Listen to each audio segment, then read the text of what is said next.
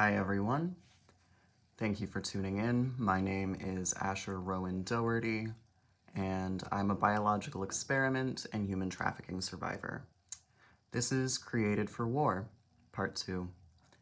It's all about cults today, baby. In my last video, I explained how and why my handlers started their cult. Today I'm going to talk about how cults maintain control over victims once it's been established, and what happens when they start to lose control over victims. Also, I'm not trying to start a cult. Satanism is just my religion, and I am proud to celebrate it, especially after all of the abuse I endured in the name of Christianity and Catholicism. So, let's just get right into it. There are 4 types of cult control: behavior control, emotion control, information control, and thought control.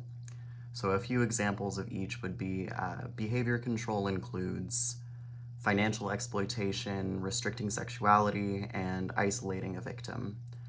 Emotion control, that includes inflicting severe feelings of shame, guilt, and unworthiness, instilling irrational phobias, and teaching targets that there is no safety or happiness outside of the group. Information control includes denying education, using propaganda, weaponizing surveillance, and promoting an insider versus outsider doctrine. Finally, thought control includes discouraging rational thought, moralizing otherwise logical arguments, and using loaded language, including cliches. However, our handlers had a secret weapon against us, and that was amnesia.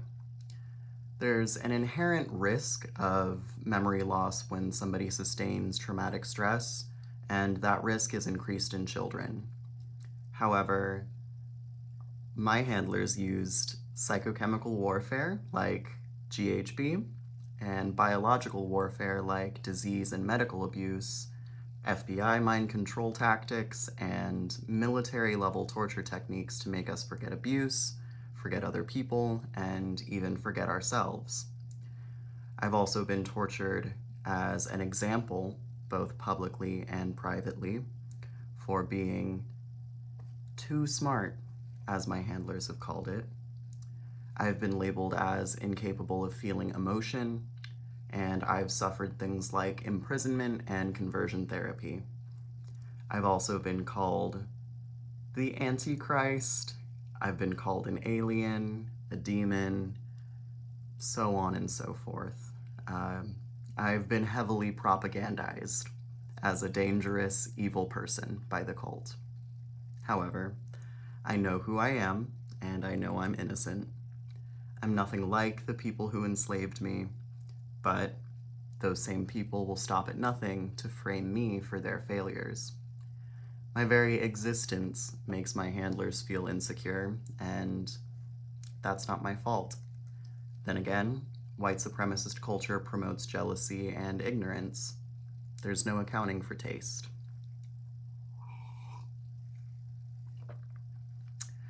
Because the cult's primary victims are their own biological experiments, their human supply were all born into hostile environments, all born under cult control, including me.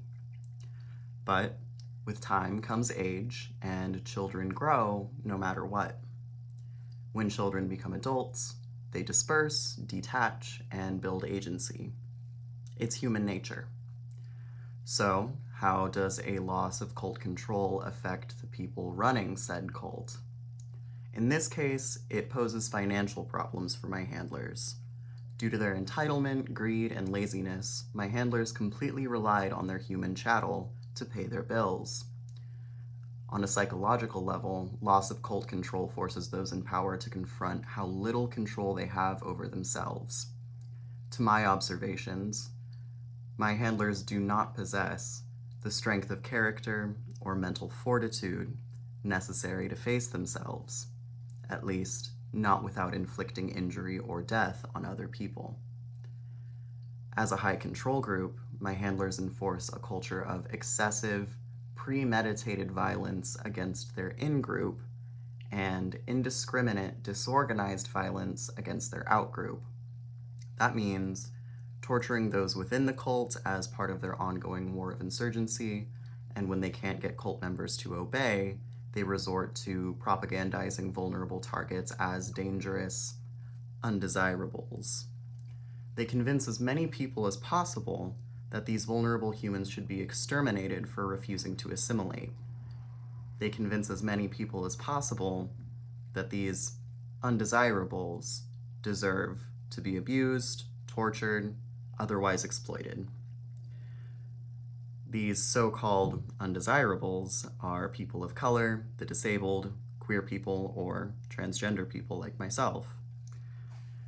In July of 2024, my handlers stalked, harassed, and attempted to publicly execute me at my most recent place of employment.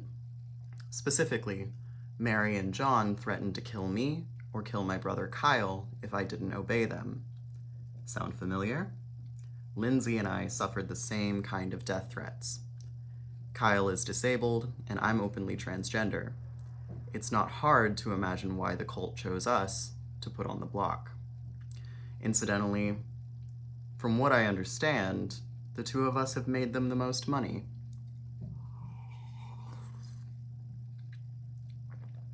Interesting how that works, isn't it? Finally, Mary and John threatened to start killing people in March of this year if I didn't obey them. So, if any of the other experiments, myself, or my loved ones come to harm, my handlers have already proudly labeled themselves responsible. Until now, my handlers have functioned as a political sex cult. As they lose footing, they continue to turn towards being a doomsday cult. So, in conclusion, when a cult begins to lose control, they lie, extort, threaten, intimidate, and injure people. If terrorizing and scapegoating certain victims doesn't have the desired effect, cult leaders are known to escalate. Historically, that means mass suicide or mass murder. Speaking of murder, that's where I'll pick back up in part 3. That's right, next video is all about the minds of cult leaders and serial killers, and why so many cults end in tragedy. Finally, I have a message for some special folks. They know who they are. Are you 3 ready? I hope so. Don't go killing anyone just because of a little stage fright. Besides, haven't you always wanted to go down in history? For everyone else watching, have hope, have courage, and keep your sense of humor. As always, liberation, restitution, and rehabilitation for all the abused and enslaved. Free every single one of my handlers' enslaved biological experiments. Free Asher, free Shay, free Kyle, free Miles, and free Lindsay. Remember our names. Thank you for watching, and stay tuned for part 3. Hail Satan, everybody, and good night.